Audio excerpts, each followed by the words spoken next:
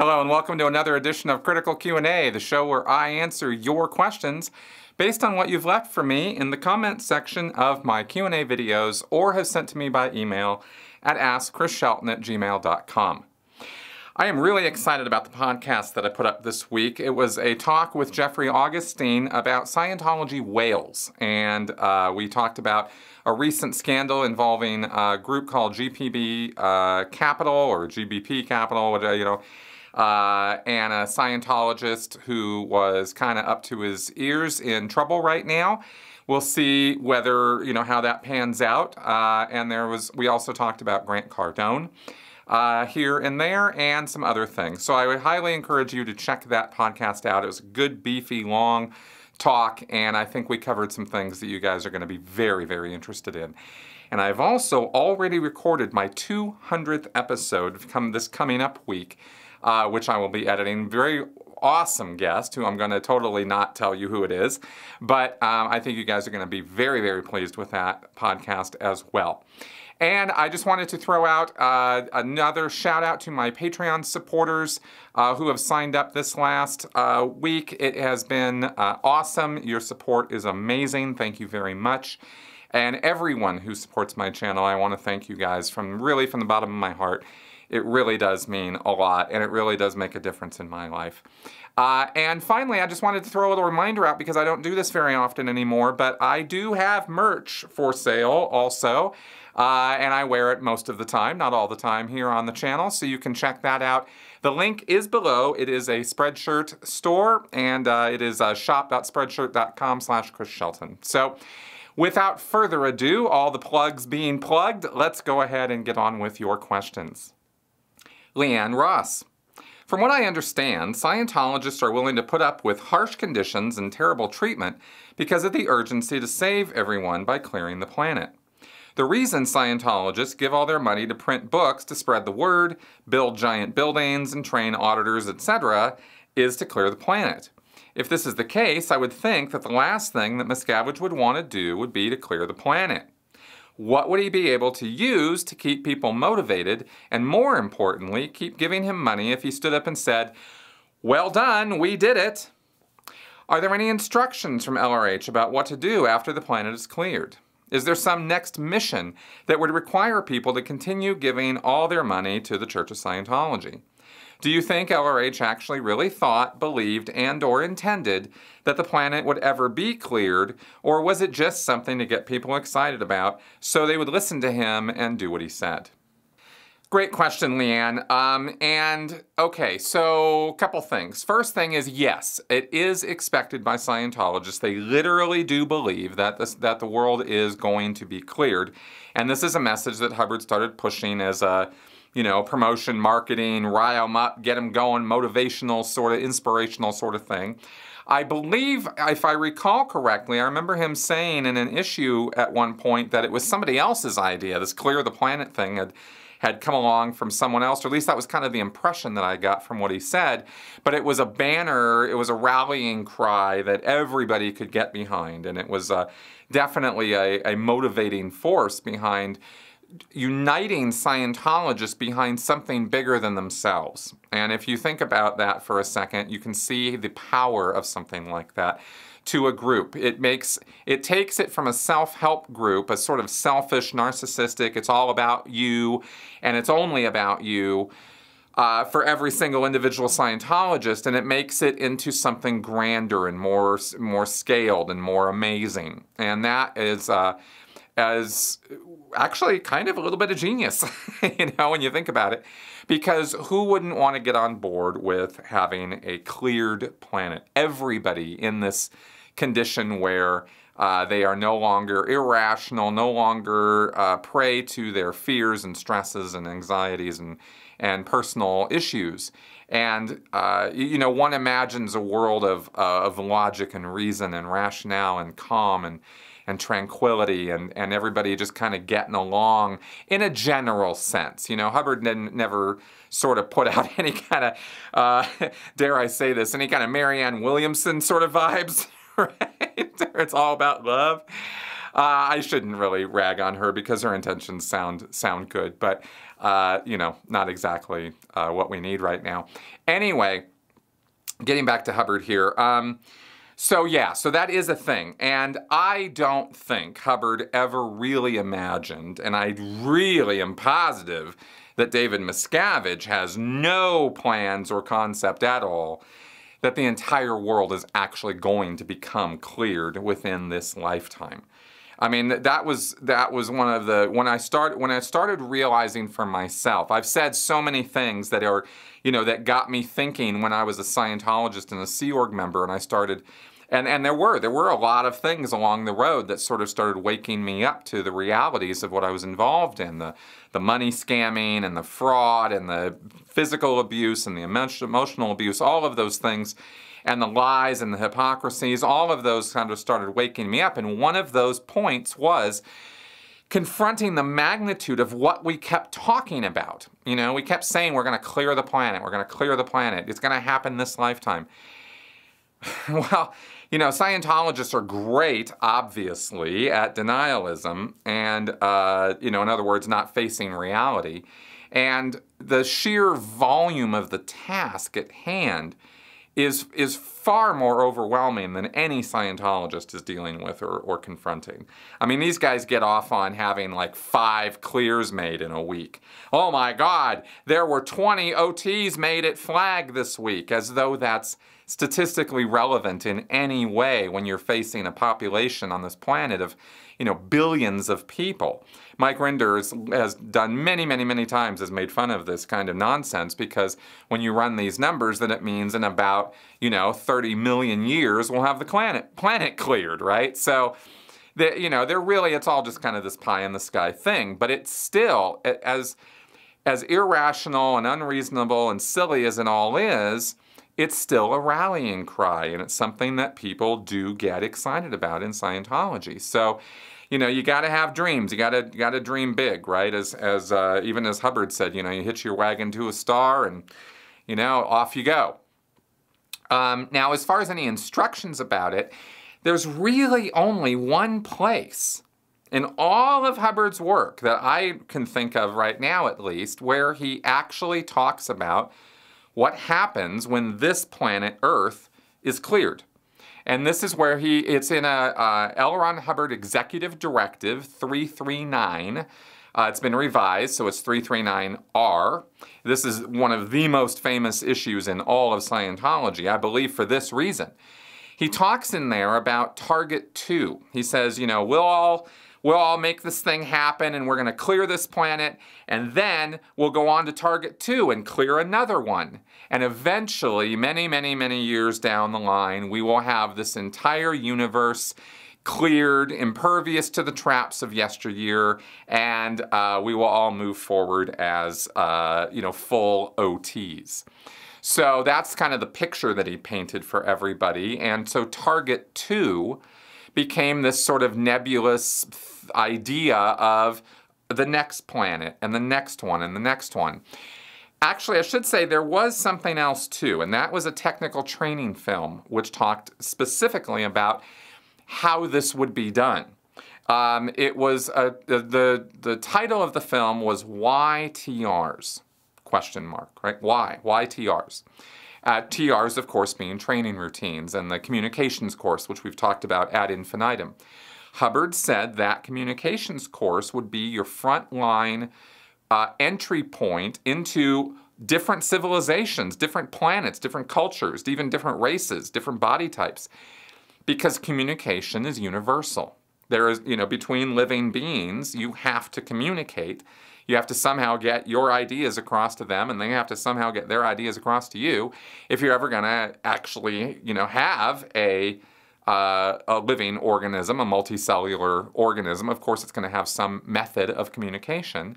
And as it grows and advances and becomes intelligent, as we understand intelligence, then it's going to have some kind of written or spoken or some kind of communication medium.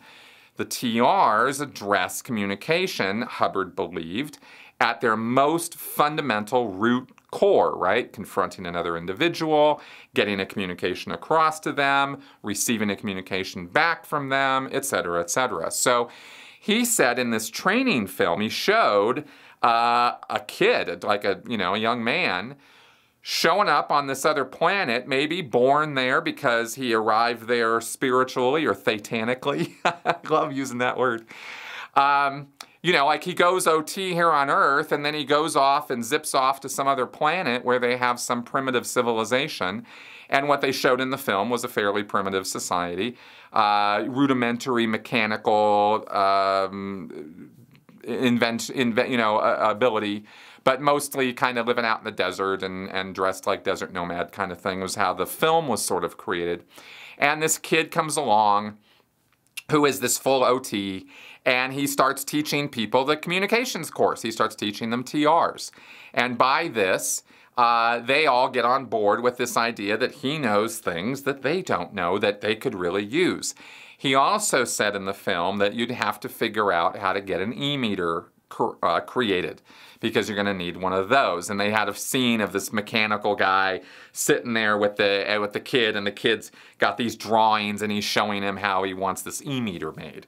And of course everybody had human bodies in the film. They weren't trying to go too alien, but this was also part of the communication from Hubbard about how we were going to carry the torch out to the rest of the universe. And this was a film that was shown to people who were auditors in training. It wasn't shown to everybody, so not all Scientologists have seen this film. In fact, I'd say very few of them have. But it did address this question. Maybe there's other places in Scientology materials I never covered or went over where he talked about this even more, but those are the first two things that come up. So anyway, thought that might be of interest to you. I don't think I've ever talked about those things before, and there you go. Todd Hampton, massive fan from Australia. I look forward to your content each week, no matter what the subject is. My question is in regards to if there was ever a country that Scientology really wanted to penetrate extremely badly other than the United States. Thank you greatly for standing up for every person who has been bullied in their life. Hey Todd, thank you very much for your kind words there, and I'm really glad that my work is something you're digging. This brought to mind a whole set of memories that I had actually kind of forgotten about, which had to do with China. And I thought you guys might want to hear about this. When I was still a public Scientologist, in fact, when I was still in school, I was still in high school, I heard about some kind of a project that involved international travel to China. And it was an educational project. And so I went down to LA and I met with somebody at the at the time was the equivalent of the kind of what they call applied scholastics, or the effort to spread Hubbard's study technology and learning how to learn, that kind of thing. And they were trying to make inroads into China using this as a first sort of olive branch, because at the time, or somewhere around there, this was in the 80s, they had successfully gotten Dianetics sold in China, and they had a picture of a bunch of Chinese people, flocking over this book stand and taking over all these books and buying books. And they said that, of course they said that Dianetics was taking China by storm, and the demand was huge, and now was the time to move in. And they were looking to recruit people who would be sent over there in order to do this kind of missionary kind of work. And spread study technology. We weren't gonna be going over there to do Dianetic stuff. That was just kind of a measure or gauge of how successful or popular L. Ron Hubbard could be there. So this was the next strategic move, I guess. At least that's how it was explained to me.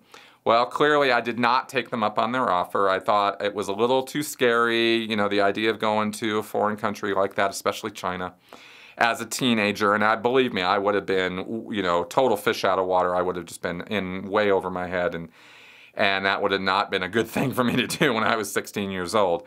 But that was an offer that was thrown out there. And China has always been a place that Scientologists have sort of, China, we got to get into China, because there's all those people there. There have been inroads, pretty big ones, made into India. And of course, India's got so many people that you can pack a venue very, very easily over there, apparently. And they showed us Dianetics workshops and things where they had, hundreds, thousands of people showing up. Okay, fine. So India is not closed, but China is. China is not at all interested in Dianetics or Scientology, and they put the kibosh on that very early on. And there were no more books sold in China, and China has successfully sort of repelled the invaders every time Scientology has tried to get in there, to the best of my knowledge. Perhaps at this point, with China opening up a little bit more, or maybe apparently, I mean, this is not an area that I am at all expert on, but it's certainly possible that there's some Dianetics or Scientology work going on in China, similar to how Russia was opened up. It was because Russia opened up by a woman literally taking a copy of Dianetics, or at least this is the story, translating it, spreading it around to her friends, and then they started this Dianetics counseling group, and then that eventually became a mission, which eventually became an org, and now Russia is flat out raiding Scientology churches and trying to get them kicked out of there. And Lloyd Evans and I have talked at length about why we don't agree that that is a good idea. Trying to suppress or hold down knowledge or ideas is the number one way to make sure they propagate. Because, you can have an idea sitting there and people might look at it and go, well, that's stupid. But if you put an idea on the table and say, this is banned in China, right? They won't let Russians read this. You're immediately going to go, really? What's that? So banning things is not the way to go, right? Education is the way to go. That's the only way to kill bad ideas. Anyway, so that I thought that might be kind of interesting for you guys to hear. But yeah, to this day, as far as I know, China is still absolutely closed off, unless there's something happening at a grassroots level that I don't know about. And the church would be absolutely interested in getting into China. I mean, they would be like, because look at how many people are there, and there's money. There's certainly no shortage of money in China. So there you go. Michael Blau. I recently realized something interesting about LRH's communications, including written and spoken in all forms. Lectures, bulletins, policy letters, and even in his fiction. The man comes across as a prude. Reports from people who had personal communications with him paint a picture of his frequent use of extreme profanity. But as a student and reader of his fiction, I saw none of that.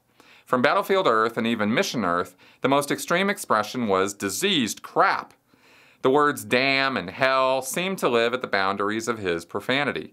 Not even a shit to break the monotony. How do you explain that? Or am I missing something?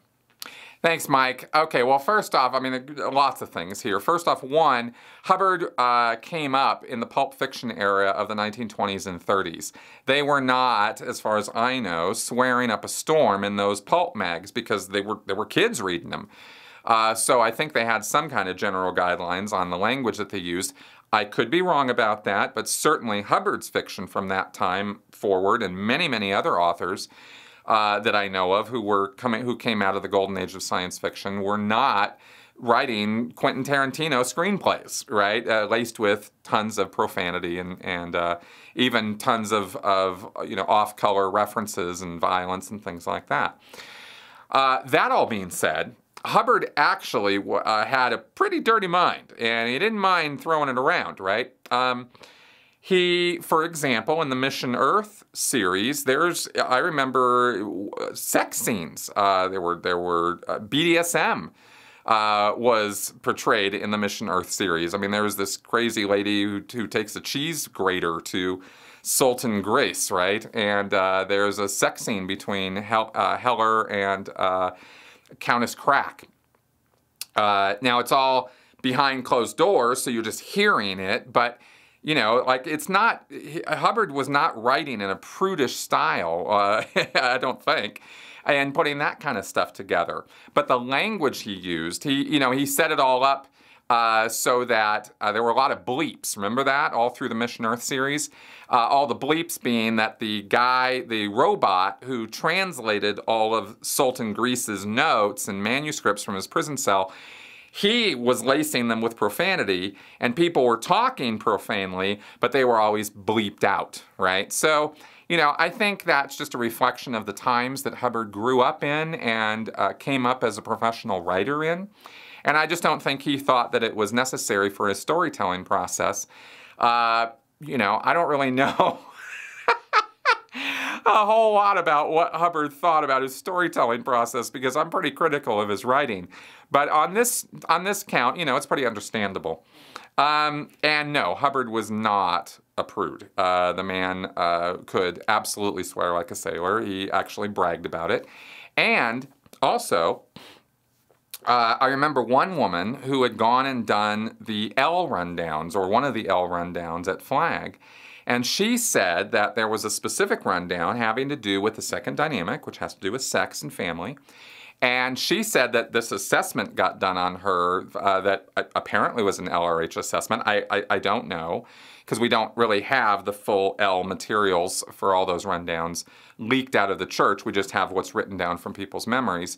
But she said that Hubbard knew terms that she had never heard of. I mean, all the ones she did know and new ones that she'd never heard of before were being checked out as part of the auditing process. So I don't think Hubbard was exactly ignorant, and I don't think your question implies that he was, but I'm just saying I don't think he was a prude. I don't think that was a word that I would use to describe L. Ron Hubbard. Steve Faring. One of the things that made me think that Scientology wasn't working around the world was the failure of their numerous Way to Happiness campaigns to affect real change anywhere they were done. Do you think they really did hand out those Way to Happiness booklets to very many people? I remember they were going to hand them out in the Middle East somewhere because it was always a troubled area. Well, I didn't see anything change there, and no one ever spoke of that campaign again. Did they really hand them out only to find that it didn't change anything? Okay, well, first off, no. Handing out the Way to Happiness book has never been shown to be a statistically relevant influencer in any area as to reducing crime, reducing violence. The church always makes these claims, but when you actually go fact check the graphs that they put together where they show rising or lowering crime rates and the distribution of the Way to Happiness booklets in those areas, you always find major other factors influencing those crime rate statistics. But the church kind of doesn't talk about those, and it just sort of throws a correlations not equal to causation fallacy at you that, look, we distributed these books here and the crime rate went down, you know, a month later, and clearly it's because of the books, when in fact you go back and find out that the police force was, 2x'd in size, and there's been a whole, campaign being run for years, and, blah, blah, blah, and education in the prisons and various other programs that themselves are, all in and of themselves don't do a whole lot, but collectively you can change the course of a society's crime rates or drug rates or drug trafficking, stuff like that, by actually enforcing laws and people doing their jobs rather than being a bunch of corrupt bureaucrats and police officials who are taking bribes and all that kind of stuff. Surprise. Okay, now as far as the Middle East goes, I have a story on this that I'm going to tell you guys, but I don't know if it's true or not. It was just a story that was spread around in the Sea Org when I was there, and it had directly to do with distribution of Way to Happiness in the Middle East. And it was some guys who had gotten together, and they had about, boxes in the back of a van of the Way to Happiness books, and they were driving down. This was somewhere in the Middle East. I can't remember where, but it was in a hot zone. And the story went that these guys got stopped by men with machine guns. I don't know if it was Palestinians. I don't know if it was Afghanis. I don't know, again, where it was. But they got stopped by people with machine guns who took them captive, took their truck, took all the boxes, put them in a basement, and were trying to figure out what to do with them. They were gonna kill them. I mean, they were Americans or they were Westerners, and they had all these boxes of Way to Happiness books, and they were questioning them as to, what are you doing here? Why are you here? Because they were white people, right? And they were clearly Westerners, and they weren't wanted in the region.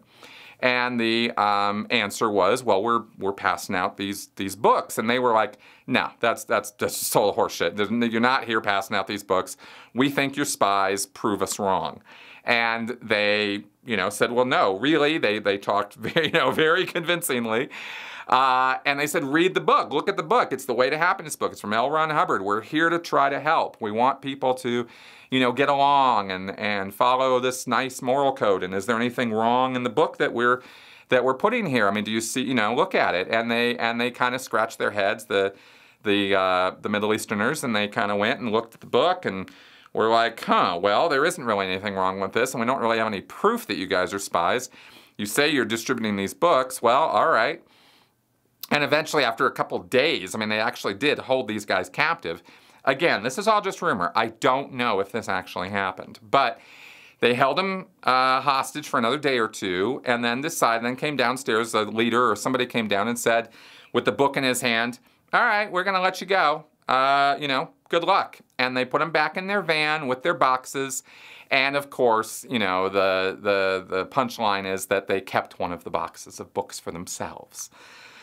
So, maybe that happened, maybe it didn't, but that was a story that was told. Now, okay, so are there people on the ground there distributing these books? Yes, I actually don't have any doubt that there are Scientologists in Israel, in Pakistan, in wherever they're going to get off to, Saudi Arabia, Iraq, Iran, wherever they can get to, passing out these books. And honestly, I wouldn't really have much of a problem with them passing out these books as far as the moral code goes. But, I'm not really keen on them passing out books that have L. Ron Hubbard's name on them. But the Middle East is the last place I'm concerned about as far as Scientology propagating itself, because they have so many cultural and religious barriers to get over in those regions. And anyway, so, we'll see what happens with all that. But clearly, the efforts that they've made so far have fizzled, because if there had been any kind of change that they could point to, any kind of change on crime rates, drug rates, world peace, anything like that, believe me, the Church of Scientology would make it look like they were the saviors and they were the ones bringing peace to the Middle East. So the fact that they haven't really, at least as to my knowledge, done anything like that indicates to me that they just kind of want to forget about that whole thing, and we're not going to talk about that anymore. There you go. Steve, I am involved with the Christian church here and interested in pastoral issues. Last night, I watched one of your videos and you said Scientology creates narcissists.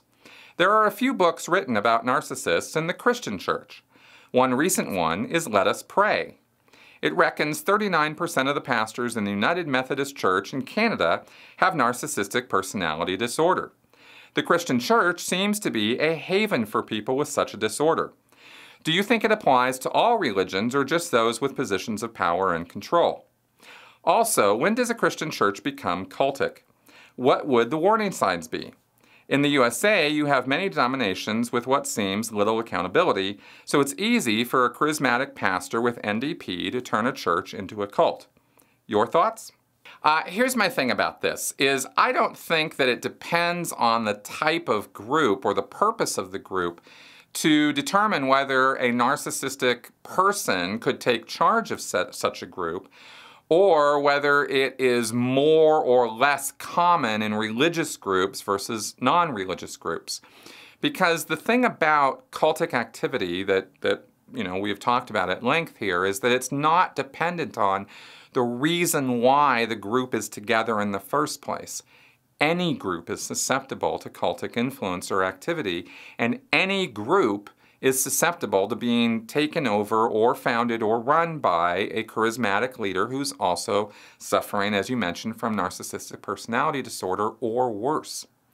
So it's, you can do various surveys, I suppose, and maybe social scientists should do said surveys to find out, is it more or less common in religious groups versus, say, business consulting groups versus, say, karate dojos, where apparently it's very common to other kinds of situations or groups, right? I mean, you know, we talk about businesses. You could even have a subunit that is run by some narcissist guy or some sociopath, and just that little area is crazy cultish.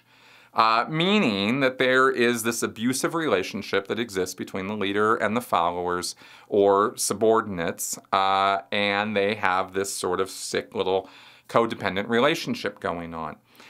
There's hundreds of reasons how and why all of this occurs. The formation of it is not dependent on a belief system that these people are united around. It can happen in a Boy Scout troop. It can happen in a Girl Scout troop. I mean, it's not gender specific. It's not race specific. It's not cultural specific. Any human being is susceptible to this stuff. So that's kind of how I want to answer that question. I know it's a very broad shoot. You know, it can be commented on for sure that religious groups might act as a magnet for such personalities, but I don't know that that's any truer than you know, executive groups or, again, karate dojos being magnets for these kind of activities. I think any activity where somebody who wants to have, you know, exert their will over others, they could do so in any number of ways. So anyway, I don't know. That's those are some thoughts that I had on that. And feel free to ask me to clarify, or if there's anything more specific about that you'd like to know.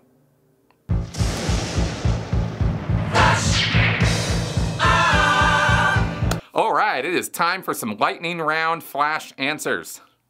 Constance Vigilance. Hi, Chris. Some of the events that Mike Rinder likes to make fun of on his website actually look like fun. Costume parties, magic shows, etc. Except for the regging part. Are the events any fun? Well, they can be, but generally, I mean, I was a staff member for most of these events, or I was a Sea Org member, so I was working at these events. So they were never fun for me. I never enjoyed myself at these events. What I did enjoy as a Scientologist was sitting and hearing all the good news and all the statistics and all that kind of stuff. The magic shows and costuming and that kind of stuff, that never really appealed to me. And it was mainly just to get, you know, something for the kids to do or something, so that to give the adults an excuse to be there so that the Regis could have at them. That's kind of how those things really went down. Joanna T. I'm wondering how important it is for someone on Scientology's Bridge to Total Freedom to be in a relationship in the Church's eyes. Is there more pressure the higher they go to have a relationship, or do they prefer/encourage Scientologists to concentrate on the bridge and forego relationships? They don't really care one way or the other. Nobody really cares about your relationship status unless, of course, you're having an LGBT relationship, or in some other way that relationship is impairing your ability to pay for the bridge or do the bridge. If that's happening, then the Church steps in and wants to have words with you about it. They definitely frown on any kind of, you know, sleeping around kind of behavior. If your past is littered with one-night stands and you're fairly irresponsible in the area of sex as they see it, right? In other words, you're, you know, just kind of going around doing your own thing, and that's your lifestyle, and you're into that. They might, you know, have words with you about, you know, maybe sitting down, starting a family, but it really depends on the individual ethics people that you're talking to and their own biases about that. There are plenty of ethics officers who really don't care at all. They've got plenty of other things to worry about, and they don't care who you sleep with. So, you know, that's kind of how that goes. Paul Tysinger. I was wondering if you know what happened to Stacy Brooks when the LMT was disbanded in the early 2000s. Yeah, all I know is I think she went back to England or somewhere over in that area in the UK, and she's pretty much been dormant and not talking to a whole lot of people since then, and that's all I really know about it. Okay, everybody, thank you very much for coming around and watching me ramble on here, answering your questions. Thank you very much for your questions, by the way. Please keep leaving them in the comment section here on YouTube, or send them to me by email. And I will add them to my very extensive queue of questions waiting to be answered. I know some of you guys have been waiting quite a while. You know, some questions I don't always have the answers to, and so I don't ever have an answer for them. That happens too. But anyway, thank you very much, guys, and I will see you guys next week. Bye-bye.